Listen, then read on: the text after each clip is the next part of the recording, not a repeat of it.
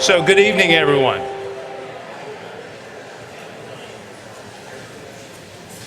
It is wonderful to have a big crowd to hear the topic of how beauty can save the world, and it is also wonderful, obviously, to have Dana Gioia and Makoto Fujimura here, and of course to have the Trinity Forum to host us. And this is our 10th year, and we're very excited about all the programs we've had and all the people in Nashville that have joined us to hear great thoughts and great conversations.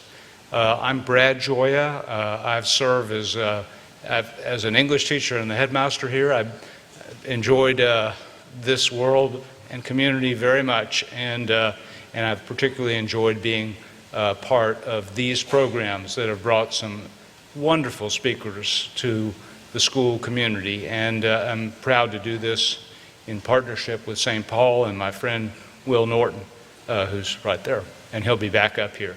But now it's my privilege to introduce Cherie Harder, who runs the Trinity Forum and who spearheads all of these programs and has done a magnificent job. I've seen her work up in Washington, D.C. and here, and it's great to be your friend, Cherie, and it's great to have you in the Trinity Forum here. Please join me in thanking her for all she's done.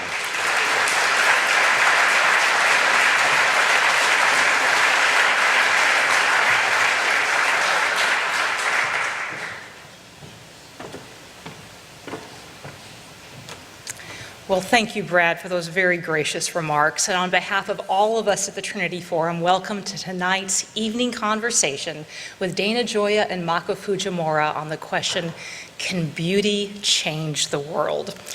As Brad mentioned, it was a decade ago, almost to the day, that we held our first evening conversation in partnership between Trinity Forum, St. Paul, and MBA.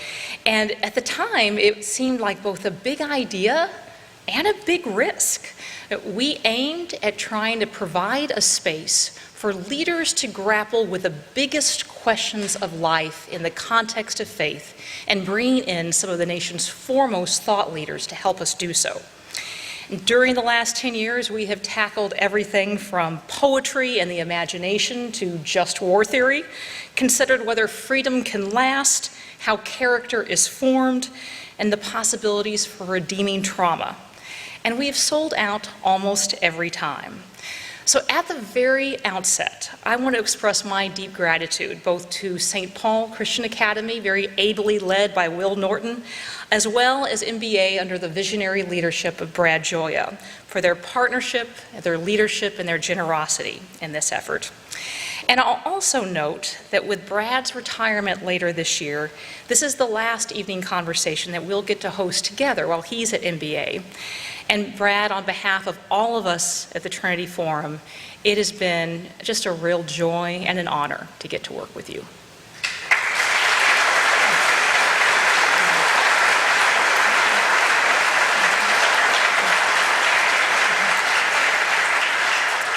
I'd also like to thank the sponsors whose generosity has helped make this program and many others possible, including Janet and David Chestnut, Jessica and Kevin Douglas, David and Ashley Edwards, Rebecca and Al Gonzalez, Elizabeth and Bill Hawkins, Alan and Gretchen Horner, Eleanor and Eric Osborne, Andrew McDermott, Molly and Ed Powell, Anna and Giff Thornton, Chris and Eleanor Wells, Rick and Andrea Carlton and the Andrea Waite Carlton Foundation, as well as the Cheris Foundation, the Creed and Culture Fund, and our corporate friends at Sims and Funk PLC. I also wanted to acknowledge the presence of several friends here from Covenant Christian School, as well as Mayor John Cooper and Chrissy Haslam, who has joined us tonight. I'll also note that our very first event, 10 years ago almost to the day, we were joined by both Chrissy and Governor Haslam, and so there's a lovely symmetry to being able to welcome you back. And also just want to acknowledge and thank our trustees, Byron Smith and Sam Funk, our two trustees who are here in Nashville and have done so much behind the scenes to make these programs possible. I also just need to say at the outset that while we are thrilled and grateful to be able to celebrate 10 years of this effort and the leadership that made it possible, there's also a profound absence here tonight and heartache. Catherine Kuntz was registered to be with us tonight. Instead, I know that some of you attended her funeral today, and many of you have suffered extraordinary loss over the last week. It's our hope that the time together will be, at least in a small way, a spur towards hope, even in grief. Our conversation tonight questions the assertion, first made by the great literary novelist Fyodor Dostoevsky, that beauty will save the world. It was in many ways a startling declaration that has since been domesticated into fodder for inspirational posters and Etsy kish, and one that can seem hopelessly naive or sentimental, or even dishonestly sloganeering, particularly when posed amidst the darkness and destruction that seems to be all around us. But Dostoevsky embedded his claim in novels full of murders and madmen, poverty and pain, and yet wrote of the possibility for redemption and repair, of hope amidst suffering, and of new life. So in our own time of fear and fragmentation, deep division and distrust, how might beauty form or transform our moral and spiritual imagination, not only for us individually as a person, but also as a people? I am so honored and pleased to get to welcome two extraordinary artists and intellectuals to get to help us discuss this question tonight. Dana Gioia is an internationally renowned poet, the former chairman of the National Endowment for the Arts, and the Poet Laureate of California, as well as a literary critic and essayist. He's published 6 full-length poetry collections, which have variously won the Poets Prize and a National Book Award, as well as other honors, has been an active translator of poetry from Latin, Italian, and German, has composed 3 opera libretti, is the recipient of more than 10 honorary degrees and the Aiken-Taylor Award for Lifetime Achievement in American Poetry. He is also, I am very proud to say, along with his co-discussant, a senior fellow of the Trinity Forum. Joining Dana is Makoto Fujimura.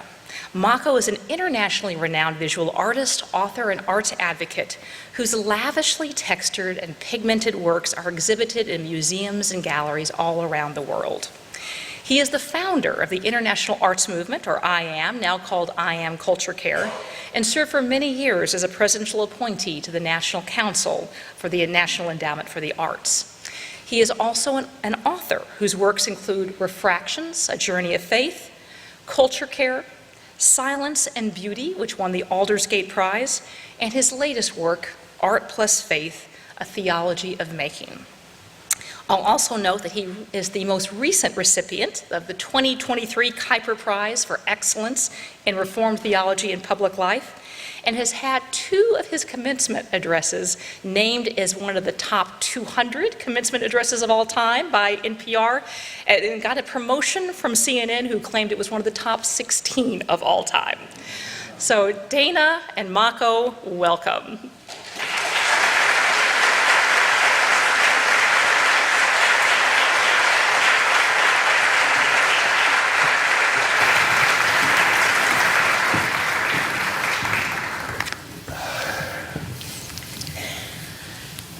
So as we start out, it probably is a good idea to begin by defining our terms. And when we speak of beauty, I'd love to hear from both of you what is meant by that. I mean, so often when we think of beauty, we think of prettiness. And yet I know with both of you, some of your most, what I would consider beautiful art, whether it was planting a sequoia or even the Columbine paintings, came from places of deep pain. So what is beauty? Dana, would you like to start us out? Beauty is one of the central concepts behind both classical civilization and Christian civilization. It's so important, really, that for centuries, I think people simply took it for granted.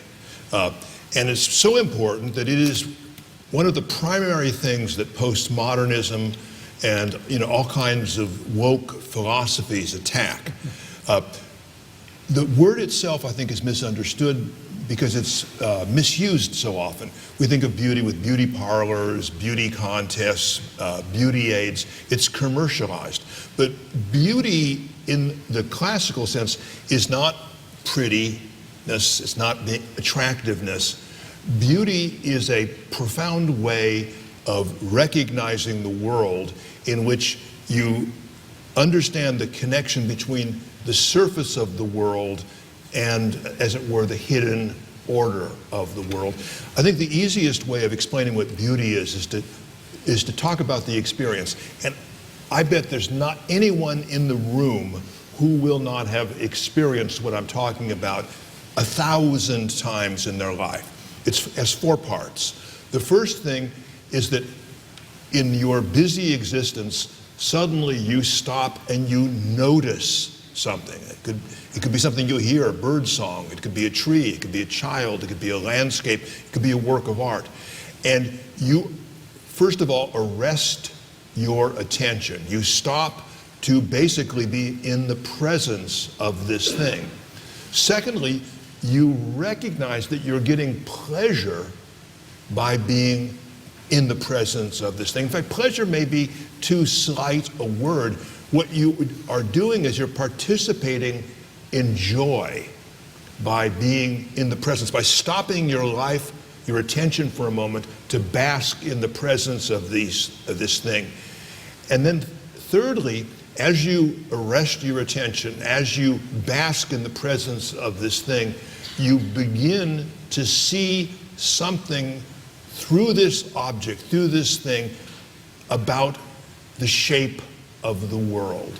You'll look at a tree, you'll think of it as beautiful, but as you look at it, suddenly, not necessarily in an intellectual sense, but an intuitive, instinctive sense, you'll understand that the shape of the tree is a reflection of where it is, of its relationship to the sun, to the earth, to the wind, and you'll have this penetration into the world. And it reminds me of St. Thomas Aquinas', one of his many definitions of beauty is that beauty gives us pleasure in the very act of knowing. And then as you're having this moment of essential perception about the hidden secrets of existence, suddenly it stops. It's because you don't possess it. You can't control it. You can look at that thing for another hour, but you won't have that moment come back in the profundity which you experienced it. And you'll have to, in a sense, come back to it at some point. And so what beauty is I think, our most profound and natural way of understanding the reality of the world. I mean, we can do it scientifically by measuring things. We can do it conceptually by saying the abstraction of a tree. You can measure the tree. But what beauty does is it speaks to you simultaneously in all of your human faculties. You see it, you feel it, you sense it. It enters your imagination, your emotions, and your intellect simultaneously without asking you to divide it. So it is talking to you in the completeness of your incarnate humanity. And that's why it is the most natural way of knowing the world, because we experience it the way that we experience the world moment by moment. And it doesn't force us to simplify that experience into an abstraction or measurement.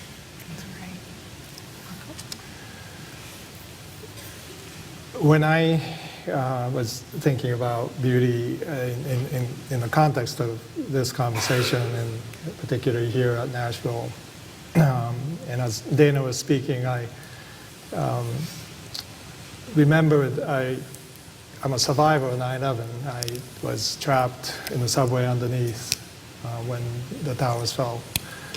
And much of what I do as an artist is in response to that day. And as Sherry mentioned, I have already been delving my imaginative work through trauma, Columbine and other issues.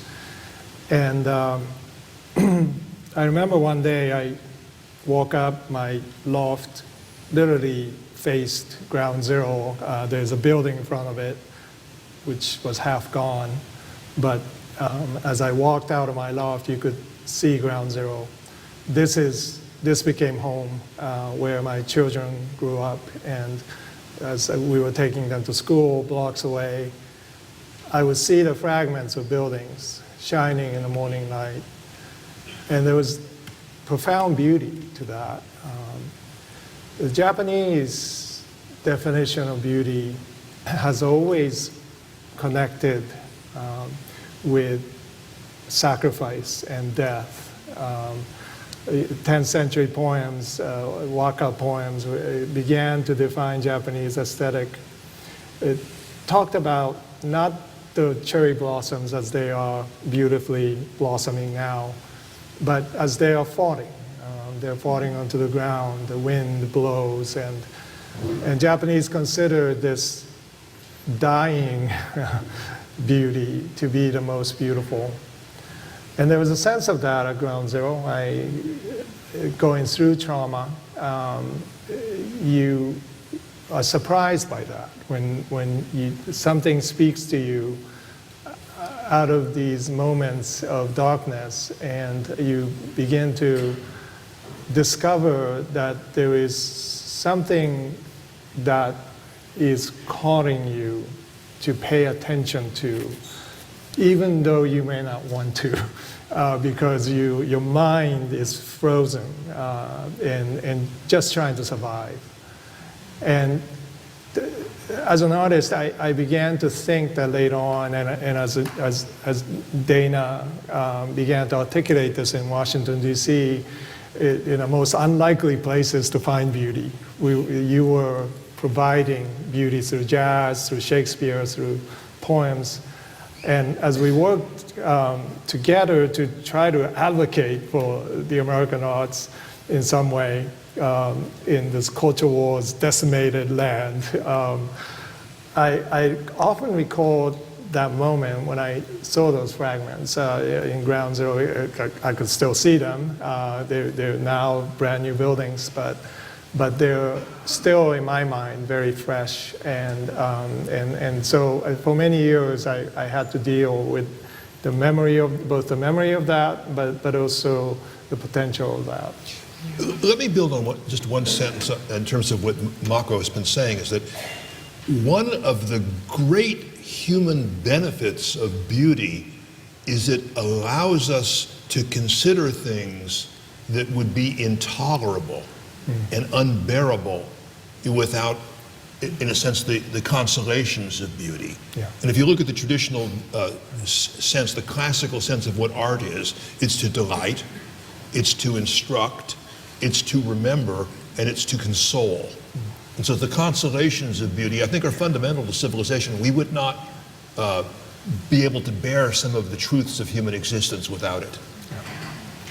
Mako, you mentioned the Japanese aesthetic, Yes. which involves suffering, and you have been quite involved in a traditional form of art called kintsugi. And I'd love for you to kind of explain a little bit about it and the metaphor that you have used in terms of the artistry involved in repairing a broken vessel after attention is given, and the final product being something that doesn't gloss over the breakage, but actually transforms it into something even more beautiful. Yeah, so I have a box here which I painted, and we have been, my wife and I, Heijun, have been involved in creating Academy Kintsugi, which is a very small effort to sow seeds of conversation about beauty in broken times. And what we have found is that there's a profound connection that people have that allows them to articulate what the inner soul is crying out, but we don't have the language to be able to share. This bowl is comes from Japan, but it's a Korean bowl. which is a significant historical detail because it is through Korean culture that Japanese tea masters of 17th century and 16th century have developed this aesthetic around articulating what is common, what is even associated with poverty and life that is unnoticed, something that is profoundly beautiful. And when we think about beauty, we often think of imperialistic, perfection, perhaps, but this form of kintsugi is profoundly almost the opposite. You highlight the fractures. The fragments themselves are considered to be valuable precisely because they were broken. So the tea masters of 16th century were serving tea with Korean bowls to shogun or warlords who were about to invade Korea. This was a supreme act of transgression, and they paid for it with their lives. They were saying something very important and beautiful about what happens when you, instead of throwing out fragments, in Japan there are many earthquakes and important teaware will break. Tea masters will see that as a new way of understanding what they were about, what they were trying to communicate, and so they began to practice beholding the fragments. Rather than fixing it right away, they have this ritual that is passed down through generations. Kin means gold, tsugi means to mend. Kintsugi is the term that Japanese use. But tsugi also means to pass it on to the next generation.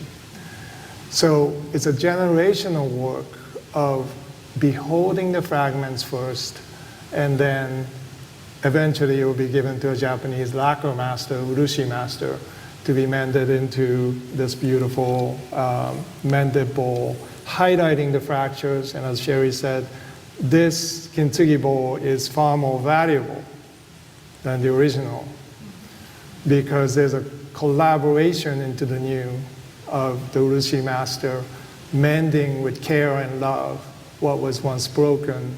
But not only it is mended to be reused, it is mended to be made more beautiful because of those fractures. So this to me is a fundamental entry point into actually Christian theology. As we move into this Holy Week, I think it's good to remember that Jesus' resurrection, accompanied with his body, is his wounds. That is clearly recorded, and I think it's a fact that we miss often in thinking of the triumphal return of the Messiah. He is a wounded Messiah, and he chose to have those wounds with him as he showed to Thomas his wounds. And so that reality to me is something that is so profound. I don't really have words to express it. It will require a poet to understand it, but that's what kintsugi can bring to us, is the entry point into imagination in a fragmented and traumatized time. Yeah. It's so interesting that you said that beholding necessarily precedes repair or recovery.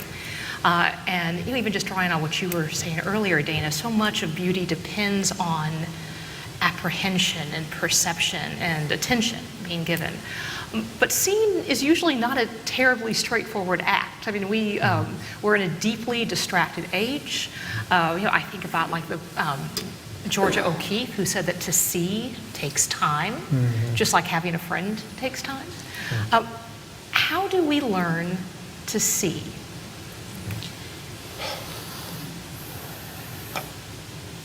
I think it's not just seeing, it's hearing, it's tasting, it's feeling, it's all of those things. The capacity for beauty is universal. You know, I think almost everyone experiences it, but some people have greater sensitivity than others. And what you do is you train people. I mean, one of the importance of having literature and art in primary and secondary education is the recognition that one of the things you're educating children is their emotions. And they need to inhabit emotions that they have not yet experienced directly, so that their imagination can become large enough to include those, so that when they experience those things later in their life, they're prepared. It seems to me, as Christians, it's fundamental that when Jesus spoke to people, he almost never indulged in theology. He told stories, he gave proverbs, he recited poems. And you could say, well, then what was he thinking? I mean, didn't he know how to give a sermon? And that's implicit, I think, in a lot of people that, you know, it's like, why didn't he just say things directly? But Jesus is an example how if you want to enlighten someone, you tell them a story, because the story has many different entry points. I'm going to give you an example. When I was a young child and I heard the parable of the prodigal son, I knew exactly what it was about. It was about bad kids. I was one of them. As I got older, I realized it was about the difficulties of parenthood. And as I got older still, with a kind of a brother much younger than myself, who was always getting in trouble, I realized it was a story about brothers. And it is all of those things, because it gives you a constellation of things that's just inexhaustible and allows different vantage points. And that's what makes people uncomfortable about beauty. So why can't we have a story that when we tell people, they become demonstrably better in a predictable way? And I think that, you know, you see this in terms of woke things. They only want stories that are, you know, essentially illustrate these things. But that's not the way art operates. That's not how beauty operates. By allowing us to see things about the world that we had not noticed or we had forgotten, it enlarges us as humans. It enlarges our ability to discern the order of the world and its relationship to us. So how do we teach ourselves to see? By seeing. That's why you take, you know, is there anybody in this room, even the sisters, who have not traveled thousands of miles to be in the presence of something beautiful? People plan their whole year to do this. They bring their children along, because they understand the formative power it is. And if you can see untarnished creation in Zion or Yellowstone or something like this, it tells you so much about God and about the world that God created us. And every one of those experiences builds and allows you to compare and to deepen. Even if you go back to the same place again and again and again, you'll understand how your own response to it has changed over time, has deepened, or how much of it you've forgotten. Yeah. I mean, one of the interesting things about old age is I reread the books that were important to me when I was younger, and I discovered that the authors have changed them in the meantime. It is not the book that I read originally, and I'm learning as much about myself as I am about the books. But that's why, you know, we need, in a sense, to make beauty part of our life in whatever way is accessible to us, because it is the most natural way in which we have a relationship with creation and the order of the universe. Mako, I want to ask you the same question, because as I recall, you have given the advice before to spend at least 15 minutes just looking at a painting. Yeah. And this advice has actually become somewhat famous, because David Brooks took your advice, yes, planted himself in front of a painting, and then said it was miraculous. So what does one see after 15 minutes that one does not see at the outset? Yeah, we learn not to see, unfortunately. But I'll get to that question through telling a story.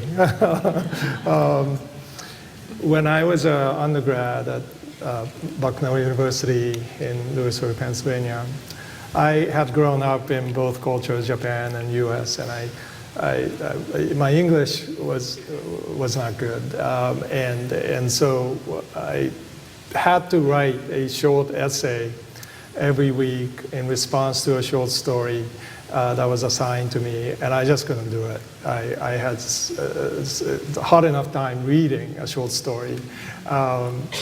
And yet my professor kindly took me under his wings. He sat down with me every Thursday to look at the paragraph that I somehow managed to write and worked on the rest of the essay. It was only one page, but it was very hard, I remember. And every week this happened, every week.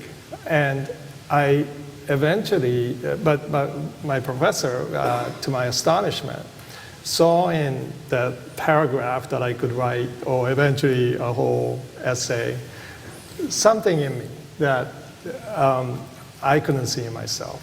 And I was painting and I was writing in the studio at the same time. I remember reading Flannery O'Connor while painting, creating and etching, and dealing with this whole journey of a bicultural person, bilingual person trying to keep up.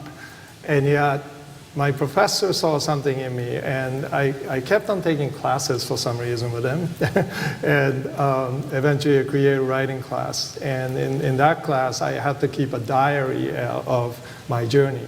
And in that diary, I remember writing, and there's a long way to answer your question, but why write? So in a sense, why see? Not just how to see, but why? Is there a reason for me as a young student to desire to cultivate that? Like, what is behind that? And I'll never forget his answer. He wrote back and he said in a diary, Mako, that is one of the most important questions you can ask in art, in life, and in literature. But the question is, I want to push you to ask that question in a different way.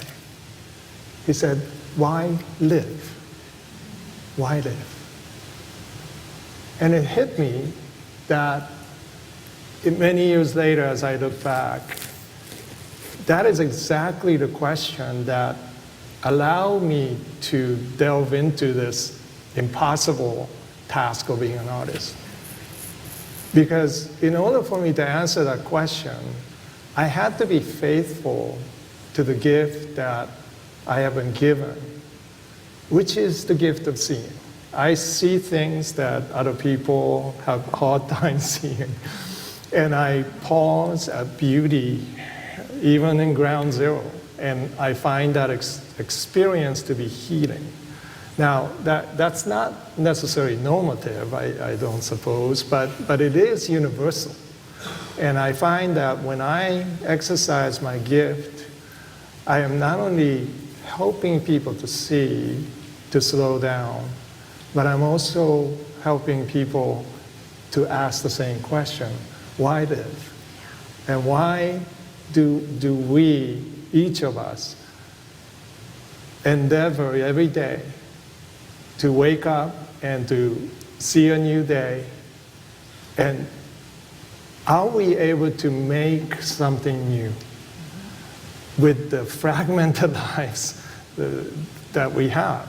And to that question, I keep going back to literature. I keep going back to T.S. Eliot. I keep going back to Shakespeare, because that has been, you know, what's interesting is that I was with Dana, Dana's leadership, helping to cultivate American love for the arts.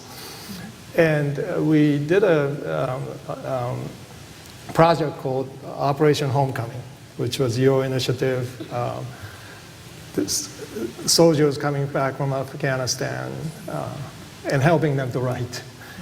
And that experience kind of taught me exactly because these soldiers, that question, why live, is still in their minds. And it's a large question in their minds. And so they're writing down these beautiful writings many times. And I ask myself, how much of literature, how much of the arts is in direct response to trauma? Why live? And and after the pandemic, I rethought this, and I think entire civilization is built on that question. Yeah. And so therefore, it's literally in the front lines of trauma, of wars, that these great masterpieces, Dante to Hemingway to J.D. Salinger coming back from the war, traumatized too. So I think this is a relevant question about the arts, and it goes back to the question of beauty. As you noted, beauty is not just a sentimental nicety, but it's essential to answer that question, why then? I think in Western civilization, one of the most profound changes that Christianity brought was it allowed people in the West for the first time to see suffering as beautiful, to see the redemptive nature of suffering. Because everybody who's ever lived on the planet knows that suffering is inevitable, death is inevitable, that our mortality makes existence itself precarious. But it is the Christian viewpoint that understands that that is, in a sense, central to the beauty of our existence. Beauty being, in a sense, an ability to see into the very heart of existence. I was in New Orleans last week doing a series of talks and readings, and I went to the New Orleans Museum of Art, where they have two very beautiful galleries that Samuel H. Kress, when he dispersed his arts collection across the United States, gave to all these cities that he had stores in. And the Christian saints almost always hold in their hands the instrument by which they were tortured and killed. And it's an emulation of Christ, who, in a sense, we glorify the cross, which was the symbol of the most ignoble death in the Roman Empire, to say that those things by which one view of existence demeaned and destroyed you, seen properly, were beautiful. They were the instruments of our salvation. I mean, sometimes the extreme saints will actually be holding their own head, or whatever else. Or St. Lucy will hold the eyes on a platter. But in a sense, they insist on a radical revision of what existence is and what a good life is. What a life of ultimate value, which is a life which, in a sense, achieves redemption. That is such a complete, radical rewrite of the Greek notion of what existence was, what dignity was, what success was. And it also, there's a wonderful sentence in a novel by James Baldwin called Sonny's Blues. It's about a brother who's a good brother who has a badly behaving brother who's getting out of prison. And he totally disapproves of his brother. He can't sympathize with his brother until his own daughter dies. And he has this line, he says, "My pain made his pain real." And I think that that's part of what, in a sense, that greatest portion of beauty, which allows us, in a sense, to see the darkest aspects of our own existence and to understand that within the overall plan of existence, within God's creation, they are beautiful because they are true. And that is why saying it's pretty, it's decorative, it's attractive, has nothing, it really misunderstands beauty. What's the most beautiful play in the English language? It's probably King Lear, in which a father turns on a daughter, daughters turn on a father, brother turns on brother, husband turns on wife. master on servant. The entire order of the world collapses in the most horrifying cruelty and violence, only in a sense as a precondition for a kind of redemption of the people in it. And you can say, well, that's not pretty. It's not attractive, but it's real. It is like those people we know who have redeemed their life, who have, in a sense, taken their life to a higher level. It came almost always through suffering. I mean, there are probably a few people that got it all easy, but I think, the rest of us, get our truth pain by pain, but rather than complaining about the pain, we learn from it. It's a wonderful sentence by the Roman philosopher Seneca, who said, if you resist your fate, it drags you behind it. If you follow your fate, and by fate he means the bad things that happen in your life, if you follow your fate, it guides you.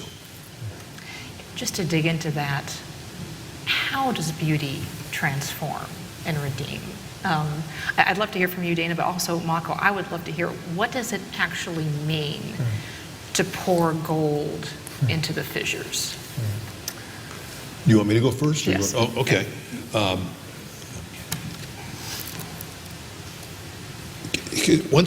Again, I have to go back to beauty as an experience. Your busy life, you have this impulse, it's almost uncontrollable, to stop for a moment and actually see something, actually witness, experience something. You're doing it because it gives you a pleasure. Now, not all pleasures are fun. I mean, people pay $18 to be terrified at a movie. So there are pleasures which are deeper, darker pleasures that you're feeling the pleasure that you begin to see, in a sense, the form of a thing, how the form relates to the things around it, how the particulars of a thing interact with the overall shape of a thing, and you get into a kind of circle of perception. And if you stand at the Grand Canyon, it's literally dizzying, trying to take in what you are seeing. And in that moment, if you have allowed yourself, you begin to understand something. This is why I just can't accept, the postmodern notion that beauty is a cultural creation, that people create something and call it beautiful to give them more power over other people. If you stand on the edge of the Grand Canyon, there's nothing about that experience of beauty that makes you feel better and bigger. You understand your insignificance in basically the cosmic scheme, and yet you understand the inestimable privilege of being part of that, of knowing a creator that could make that and bring you to the brink of it to witness it. Now, as you go through and you look at these truths, which are more uncomfortable truths, and you accept them as true, you really have only two alternatives. You can forget about it the moment you walk away, which is what most people do, or you can say, I must, in some small or large way, change my life to accommodate that. That's Rilke's famous line when he's looking at this broken statue of Apollo in the Vatican. It says the statue, which is missing all of its limbs, it's missing its head, it's just a torso. And he starts looking at it and seeing this vision, in a sense, of broken humanity. It goes, Du musst dein Leben ändern. You must change your life. And that's what art tells us. Entertainment says, come in, get scared, eat your popcorn and leave. You got what you paid for, don't think about it.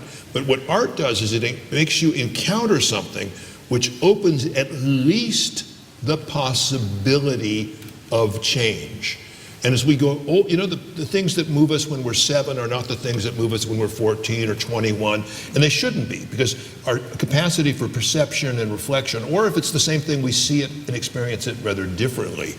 But this is what Aquinas says, which is to say that as you see the truth, I'll give you the most stark one.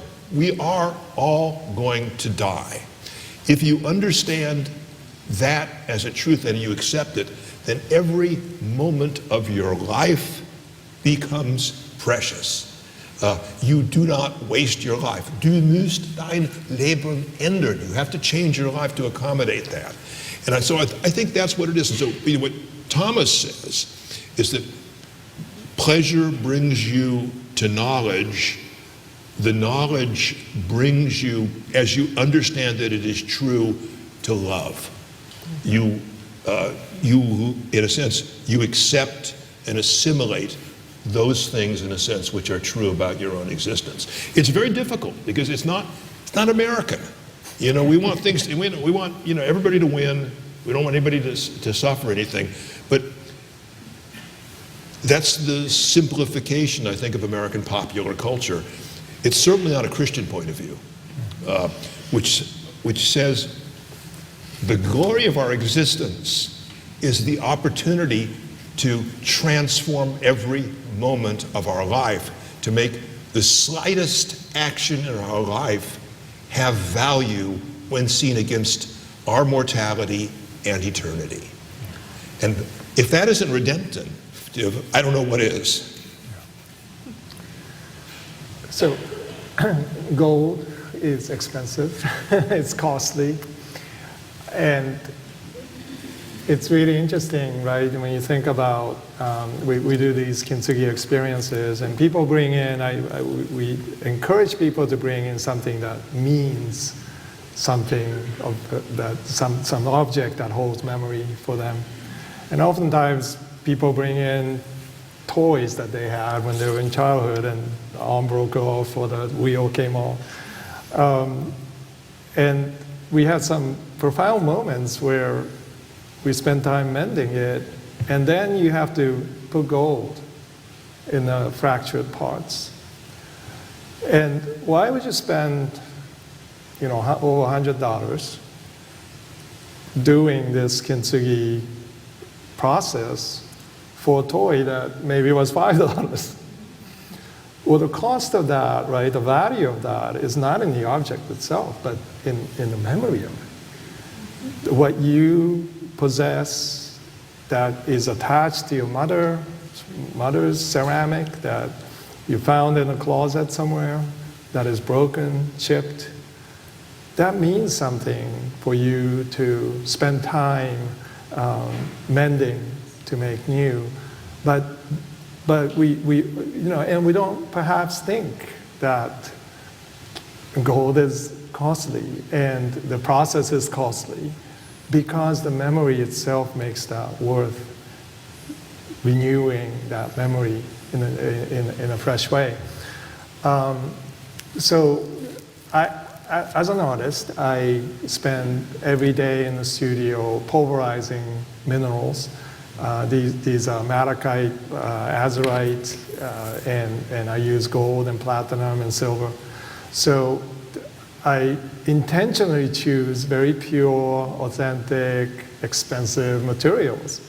And people have asked me, you know, well, you could use acrylic, that would be, you know, much cheaper. And I, you know, and it's faster, definitely, because it's fast drying, and the, you know, colors are pre-selected for you and so forth. And I always had this sense that, you know, in a facile culture,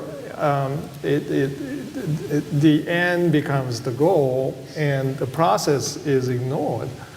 And in order for me to, let's say, gild canvas with gold or paper with gold, you know, that takes like a week worth of work, of what I call slow art to do. And so it is costly, not just in the materials, but in time.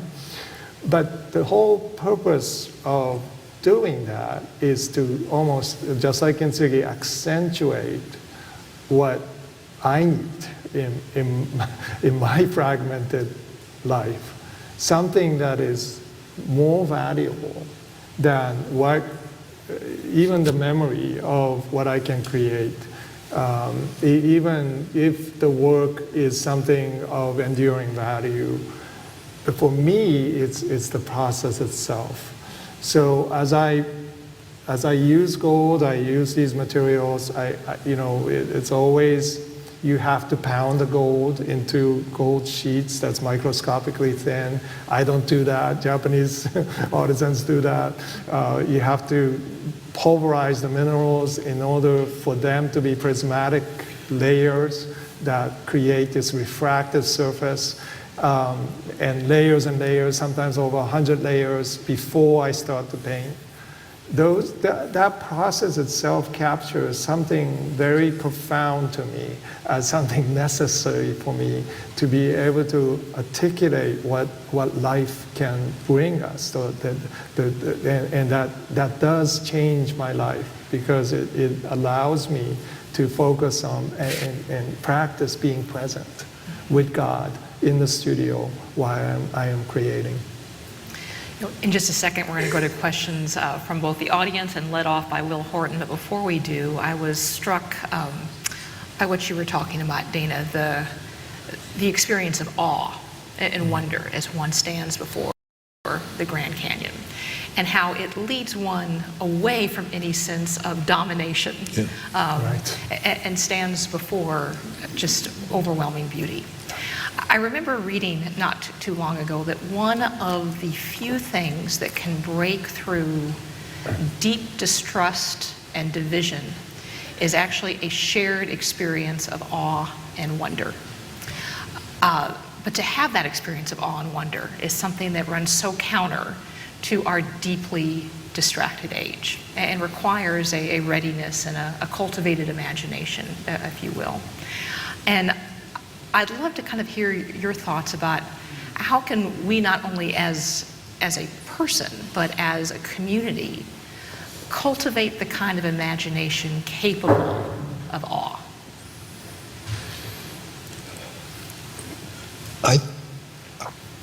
It's not an event, it's not a trip, it's a way of living. In a sense, of when I moved back to California, after living in the East for 20 years, I moved into the hills of Northern California. And some of you, actually, some people in the audience have been at my house. One of the things that I decided to do, my wife and I decided to do, is to be able to name every bird, every flower, every tree. Rather than say it's a tree, that's, oh, look at that bird. And because what happens is you go from looking, because you see the perception and your mind wants to put it someplace. So it puts it bird, tree, vegetable. But if you can actually name things, you begin to notice the specifics of it. And it's the same thing with music, it's the same thing with art. But I think it's sort of similar to what Mako is saying. It's an ability to slow down your life, which is always busy, which is always overcommitted, and to actually inhabit the moment and the place where you actually are, so that you see it, you understand it. I mean, I can now recognize the birds basically by their cries. And I'll hear them, well, there's a red-tailed hawk above me, it's arguing with the ravens. And always. I think what it does is it builds an attitude of attention and respect. And if you are attentive and respectful to something, it's weirdly attractive to people. You know what I mean? And so, it seems to me that so much of what we need to do in society is to lead lives that invite and reward other people.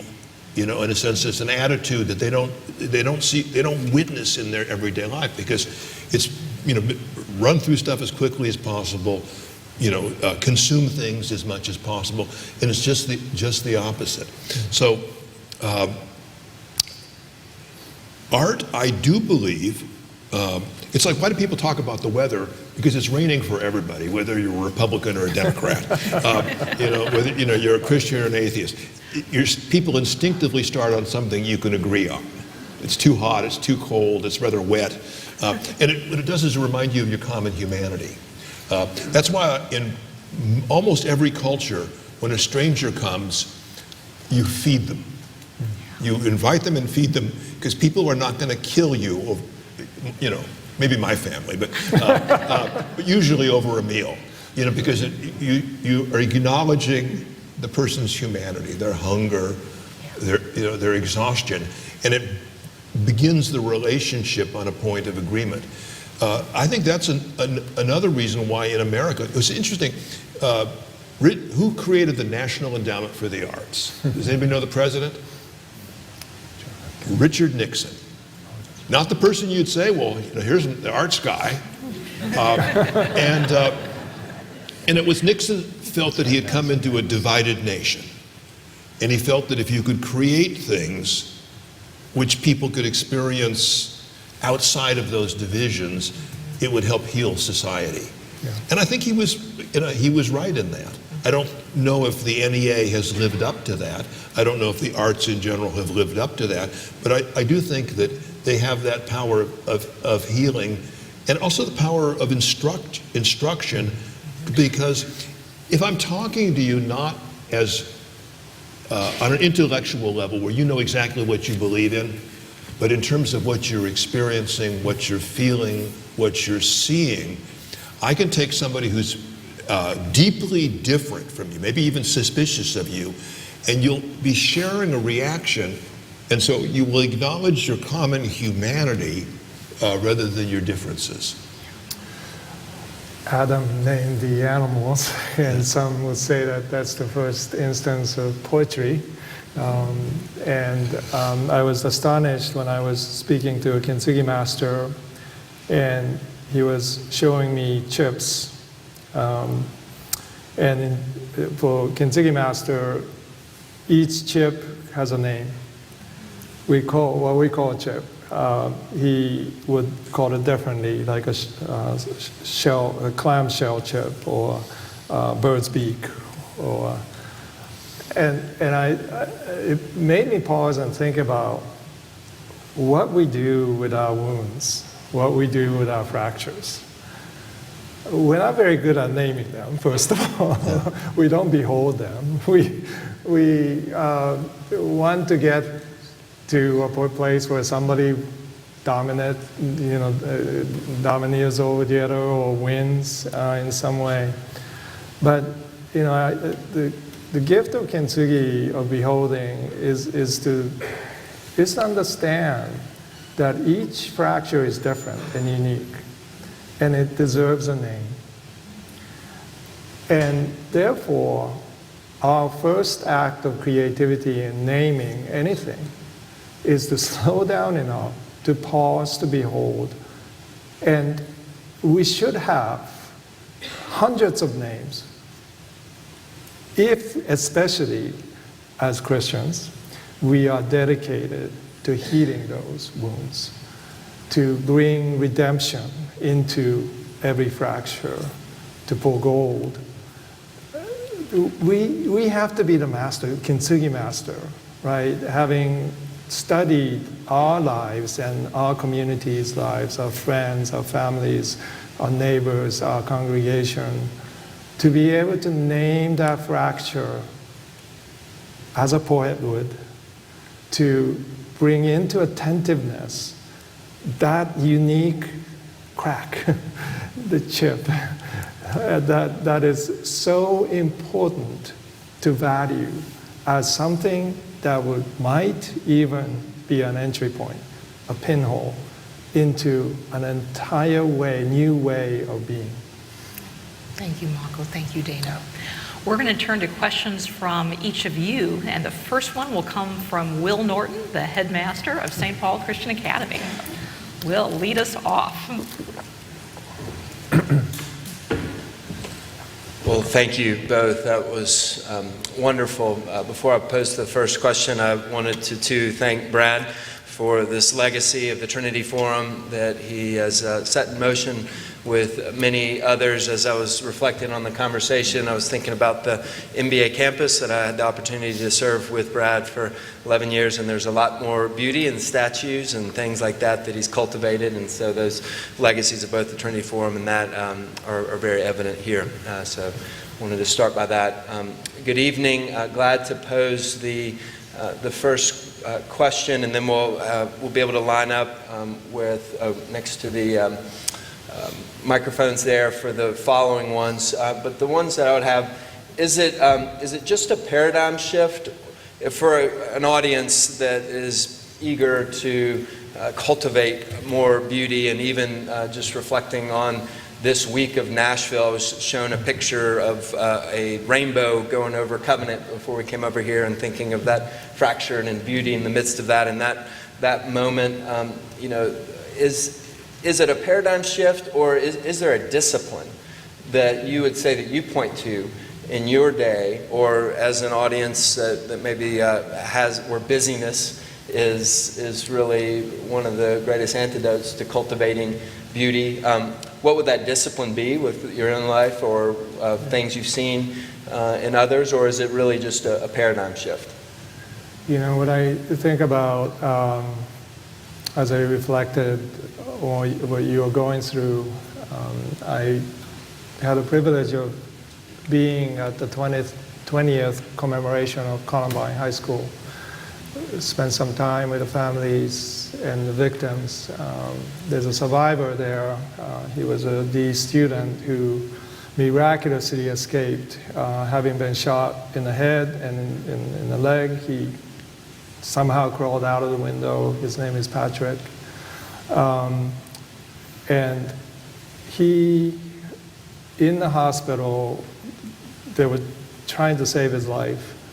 He heard this voice, actually he heard this voice before Columbine incident, that Jesus told him, "I'm choosing you for a reason." And he had no idea what that meant. And as he was coming out of his coma, the first thing he said was, "I am here to forgive. I forgive." And then went back to coma. And I don't know what that means. That is a particular story of one person. But I also know that there's something about what he heard that we are somehow selected. I mean, for one thing, after the pandemic, we're all survivors. There's not a single person on this earth who is not a survivor because of this deadly virus. And so that means, as Dana said, there's something common that we get to share. And they might be different for each one of us, they should be, but at the same time, there's something to share. And I think as Columbine High School families and community came together after that, and to this day, there's a strong bond. I suspect that in your culture here in Nashville, that may happen. And I think because of that, the rainbow of promise that is over Covenant is profoundly real, whatever that means. And I certainly, as an outsider, I don't know what the future will bring. But I know, knowing my own work as an artist, having survived that day, and then endeavor to serve my community the best I could, and still noticing hairline fractures in my life from that day, that it's a journey that we go through, as I said, very uniquely, each of us in each community. And I am privileged to be here this evening. Thank you for carrying on this task of speaking into culture, speaking into this city and this school. And to me, there may not be answers. but to me, there's an enlargement of this generative questioning that I do as an artist that is profoundly real and important to me. And I want to do something with that. I don't know what, but it's an impetus of a seed. So thank you. You know, I'm not a resident of Nashville, and so I feel little right to comment on this. My first reaction would be that a rainbow over the school is a commercial, fabricated, easy response to the terrible particularity of the tragedy. I'm much more moved when these things happen, how ordinary people come and they literally build a shrine of 1,000 individual responses, which, whatever their merits or demerits individually, have a cumulative impact in a sense of honoring the grief of an event. It's like roadside crosses, to me, have things added to are tremendously moving because they look at rather than away from the tragedy, which I think is what the lesson beauty tells us. But you ask about, I think, another question that's a more enduring question, which is about, does this require a paradigm shift?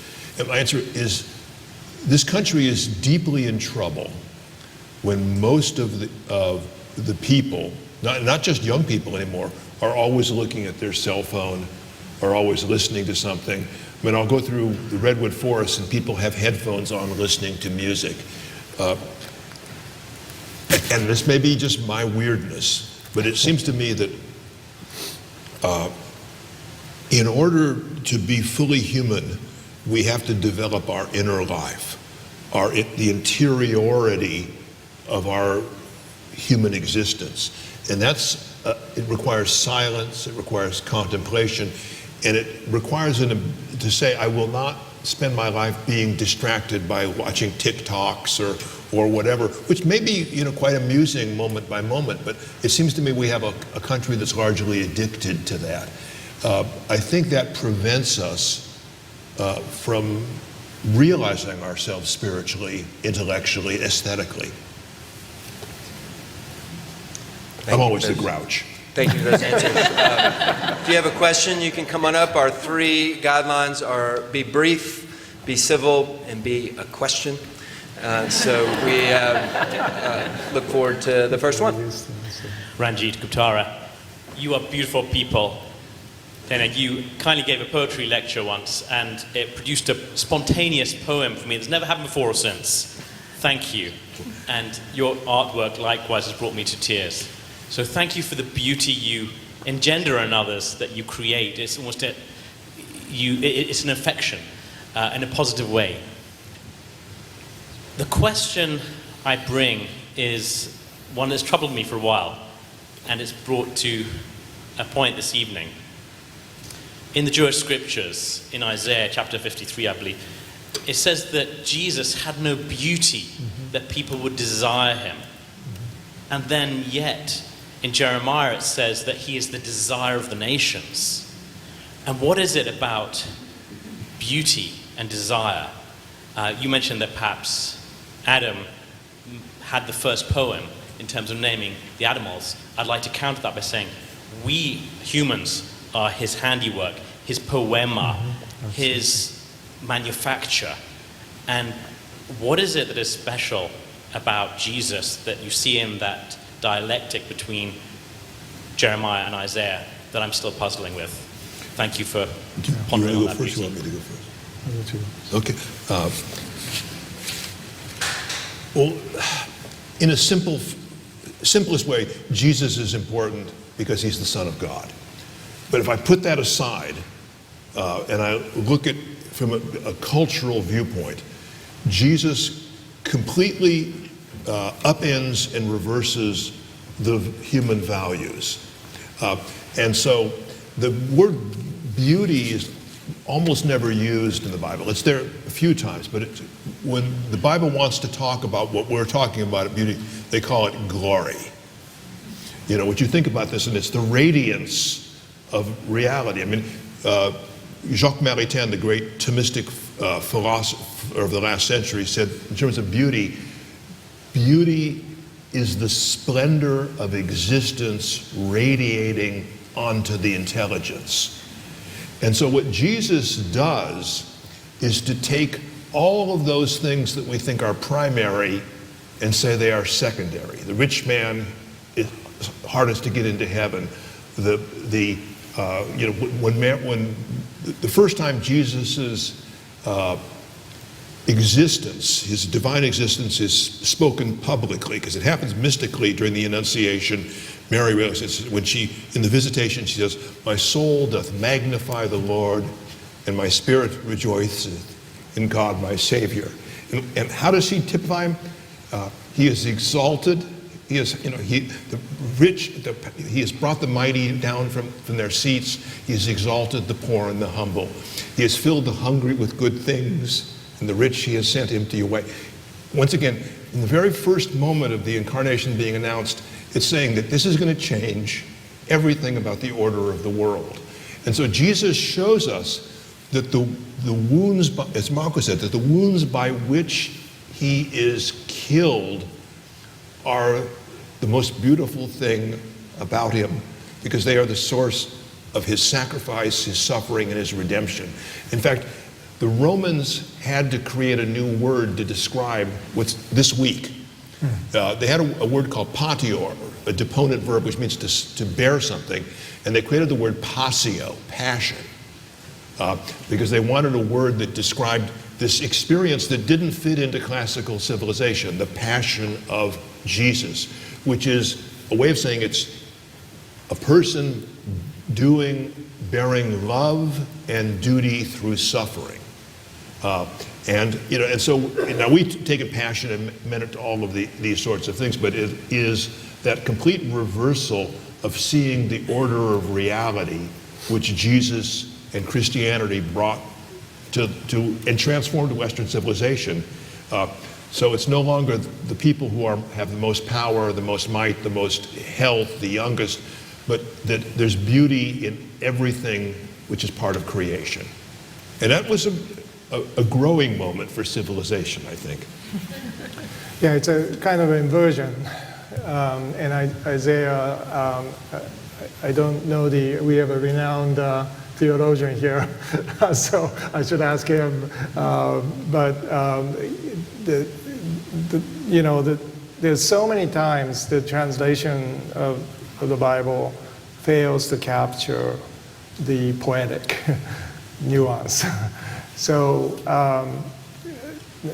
there's so many times when the word that you use, poema, used in Ephesians 2:8-10, James uses it, and we often translate that as doing the word of God, and that's okay. That's an industrial translation, but it doesn't capture the poietes of the word, which literally means to be a poet of the word of God.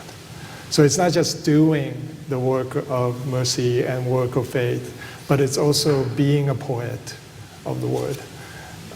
That changes a lot of things for me, at least, when I think about James, warning to us that if we do not become doers, if we do not become poets, then we become kind of narcissists of our faith, that we don't see what is the faith, the huge ramifications what faith can bring into the world and open up so many possibilities. We want to be certain about that interpretation so that we can be right, maybe.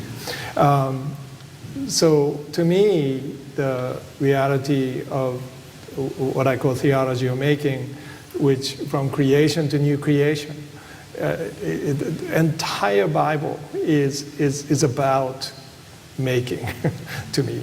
And so God created, God is not just the source of beauty, I contend, but God is beauty.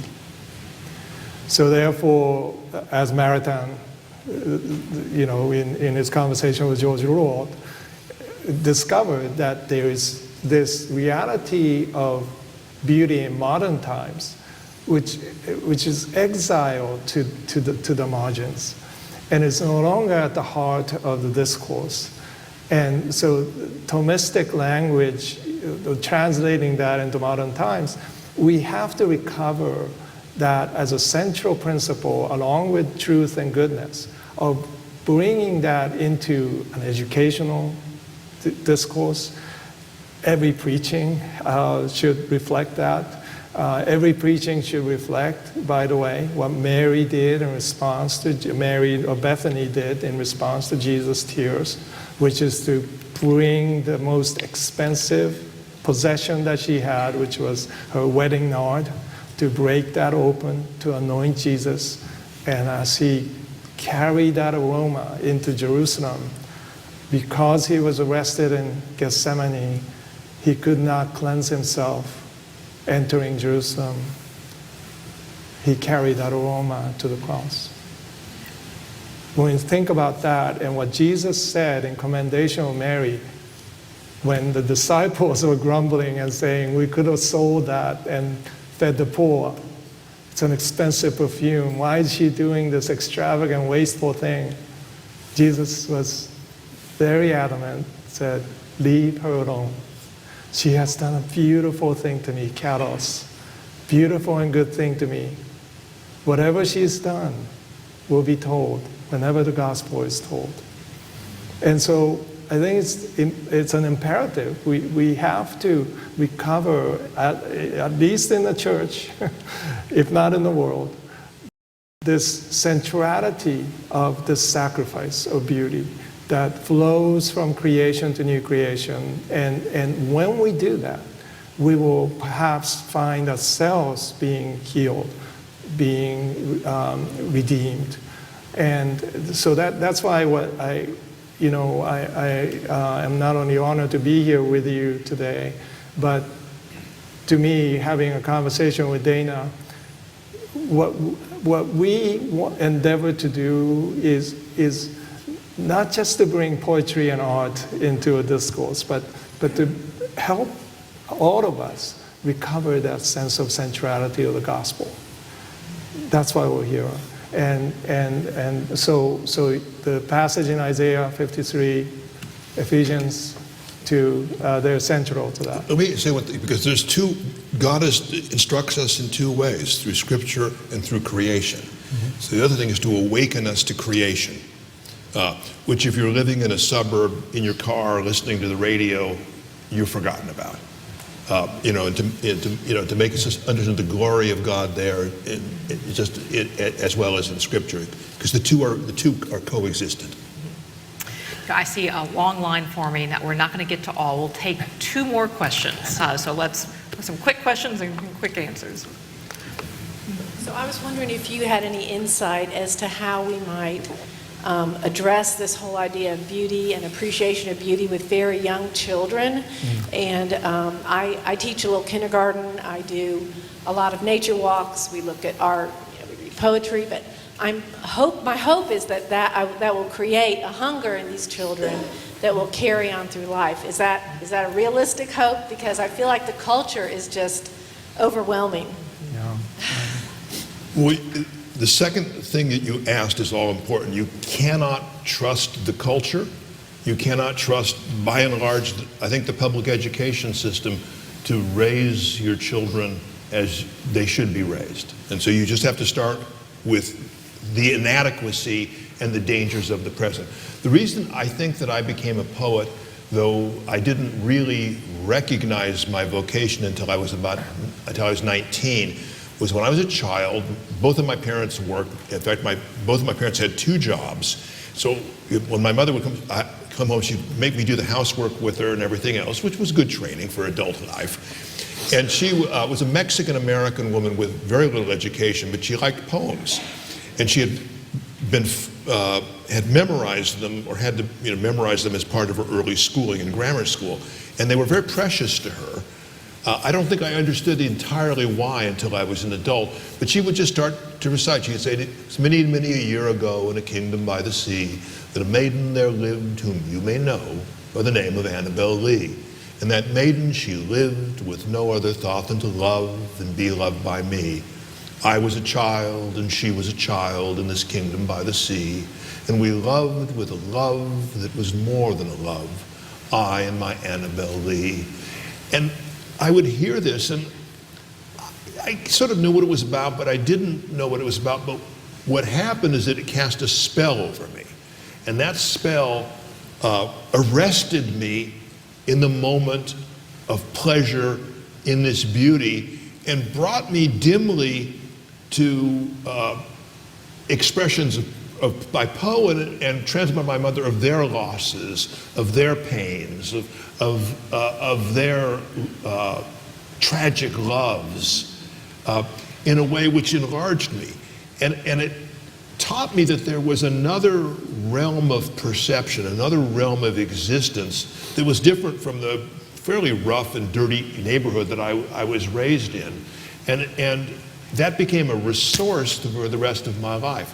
So what I would say is to bring your children in ways suitable to their life experience, the things that are beautiful and joyful and true, and have them hang around them and see what sticks. And it should be music, it should be poetry, it should be art, and protect them in some ways from the vulgar and the mendacious and the violent things that are in our society, and trust the power of their nature and trust the power of the art to do those things to them which are necessary. When I teach poetry, I make my students memorize poems, because once they memorize poems, I don't have to teach them. The poems teach them.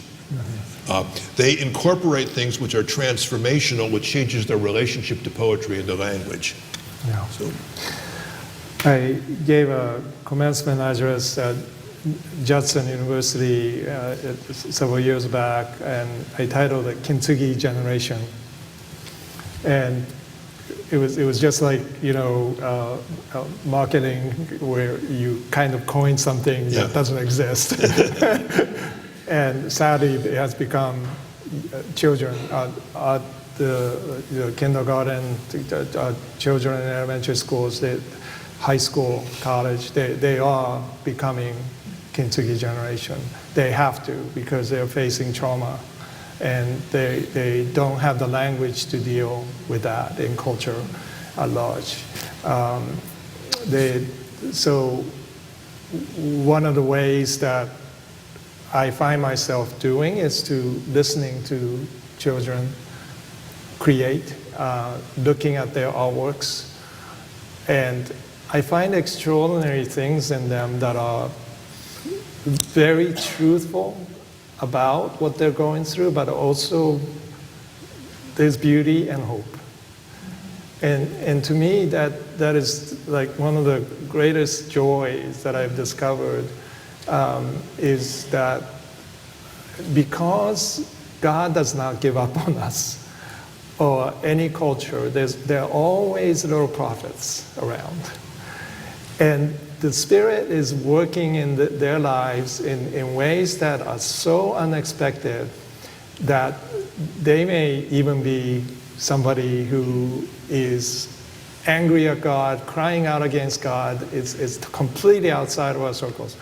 But I find myself listening to some of them. You have to be discerning, but some of them, because they have things to say that is true about our world. And they have something to say that reveal not only the fractures, but they're willing to risk what they do as artists, what they do as musicians, what they do as dancers, to pour gold of sacrifice into that. And I can bet you that in the group that you teach, there are these voices that come out that may surprise you, but there may be a portal into something completely new. We'll fit in one last question.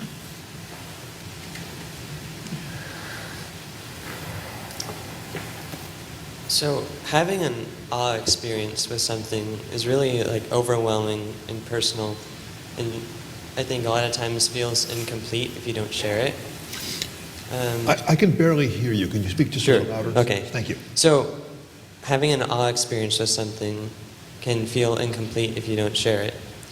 And it's very personal a lot of the time. So sometimes, maybe most times when you share something like that, it can be received by being just like dismissed or having some kind of negative reaction like that. And maybe it's because our experiences are so personal, but that kind of feels like a wound or makes you feel reticent to sharing again. But I don't think that's a good option. So I'm interested to hear how you would practice following that fate and not being dragged behind it. I think the answer is, once again, it's a process that continues across your whole life. I mean, most of us are very different from one another. We try, as we're socialized, to cover that up. We are standardized more. I, as a poet, have been surprised that my most popular poems, these are poems that are translated into other languages, are often the ones that I didn't think anyone would like because they were too different, they were too odd. But it's I recognize that it's actually the individuality and the expression of the differences which allow people to enter them and bring their own differences. Now, part of it is to say, because since most people, when they're talking to you, once again, are talking to anybody, are always trying to label things, put them into pre-existing compartments. But your ability, whether you're an artist or a human being, is to find ways of framing those things which are unusual, perhaps even disturbing to somebody, in a way which they'll listen to, and they'll post. So that's the beauty. The beauty of beauty is that arresting of intelligence, that dwelling in pleasure, happens before you, in a sense, try to intellectualize it. In fact, Jacques Maritain calls beauty preconceptual knowledge, because you haven't been able to abstract it, compartmentalize it, and it's dwelling there in the fullness of its complexity. And I think that's what you're asking, and so part of it is to be able to develop your own style, your own rhetoric, which allows people to sort of entertain an idea and understand it before they try to compartmentalize it. Yeah, and I had exactly the same experience as an artist. I paint a work that I think nobody would understand or nobody would want to see, and often those are the ones selected to museums, and I don't even understand the painting myself. That's how alien it feels to me. But there's something about that, right? That because the sense of awe and wonderment, yes, it's universally shared, but it is particularized. And you talk about the subjective and objective. But I don't think we give credit enough to the understanding of this mystery of who we are in terms of community, in terms of the otherness, of those who we don't share anything with. And as we have done kintsugi experiences around, we've done kintsugi experiences, we train people to run these experiences. Over 1,000 people last year did them. It's amazing how much of that wonderment and awe with people who didn't expect it when they came into the room. It's only a 3-hour, 2-hour, 3-hour experience. From high-end major companies, managers who are like competing against each other, to little children. there's this sense that all of a sudden the portal of wonderment and awe breaks through. If we can slow down and use our hands and feel somatically something about the world which actually exists. It's not on your iPhone, it's actually in front of you. And the brain starts to respond differently. And what happens is we are drawn out of a subjective mirror and into this realm, which a lot of times in this culture we are unfamiliar with, which is this, and in Asian cultures, that's all they know, is that family and community gives them their identity and meaning. We think we have to come up with that. So we end up wrestling against, I think, the fabric of creation that way. We can lose ourselves the other way too, so it's not either or, but both and. And I think, one of the discoveries that I'm making as I journey on as an artist is that there's something, what we call esoteric, is also something of a portal that people have a need for. Now, artists, if there are artists in the room, you have to go there and you have to develop that, not just because it's esoteric, but because it's that peculiarness of alienness that you find yourself somehow tapping into. You don't have words for it, you don't have a category for it. No one's going to tell you to do it, and that's exactly why you should do it, because it's impossible. Because only you can journey into that realm. And then let the rest, including your judgment of that, be, when years later looking back at your work. As we wrap up tonight, we'd like to leave you with a few invitations as well as thanks. First, I want to invite you to check out the book table outside. We will have copies of Dana's most recent poetry collection, Meet Me at the Lighthouse, as well as Mako's most recent book, Art Plus Faith, and encourage you to check that out. Secondly, want to invite you to avail yourself of an opportunity spelled out on your chair to join the Trinity Forum Society, which is the community of people dedicated to advancing the Trinity Forum's mission of cultivating, curating, and disseminating the best of Christian thought. There are also many benefits involved in being a member of the Trinity Forum Society, including a subscription to our quarterly readings, where you can find things like T.S. Eliot's poem introduced by Mako, or Gerard Manley Hopkins' poems introduced by Dana.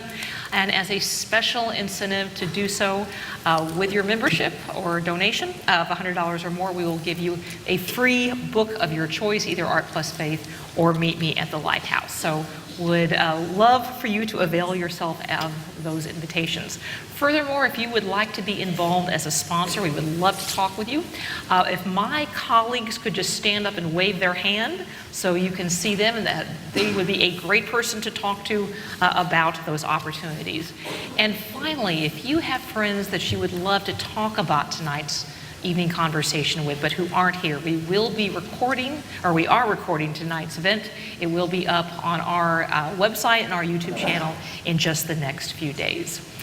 As we wrap up, it's always appropriate to end with thanks. There are many people who labored behind the scenes to make this evening possible. So I want to just thank our sponsors again, whose generosity was pivotal to tonight's conversation. Our partners, Brad Gioia at MBA and Will Horton at St. Paul Christian Academy. The staff at both St. Paul and MBA, and particularly Jeanette Leggett and Langer Coleman, who labored behind the scenes, and our volunteers, Ashley Larmer, Lauren Hester, and Amy Richardson, along with photographer Allison Akins and videographer Barry McAllister. I'd like to give a shout out to my stalwart colleagues at the Trinity Forum, our brand new VP of Operations, Tom Walsh, Molly Wicker, and Brian Dascom. And then finally, of course, thank you, Dana, and thank you, Mako.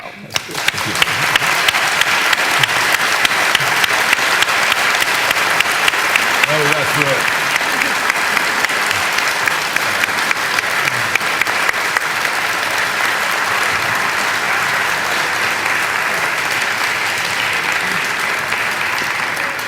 You've seen my Thank you all for joining us, and good night.